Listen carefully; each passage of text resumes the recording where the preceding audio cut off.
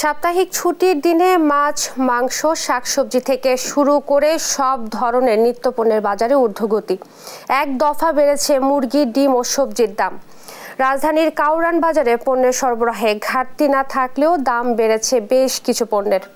মুরগিতে বেড়েছে কেজিতে 20 টাকা, হালি প্রতি ডিমে বেড়েছে 8 থেকে 10 টাকা, সাজনা 140, কচুমুখী 140, পটল 50 আর করলা বিক্রি হচ্ছে 60 টাকা কেজি দরে।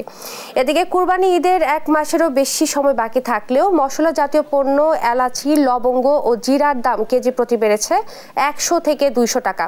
এই অবস্থায় কঠোর বাজার মনিটরিং এর দাবি ক্রেতা সাধারণের। বিক্রেতারা বলছেন, তীব্র দাবদাহের কারণে ক্ষতিগ্রস্ত হয়েছে মুরগির ফার্মগুলো, তার সাথে ক্ষতিগ্রস্ত হয়েছে ক্ষেতের সবজিও।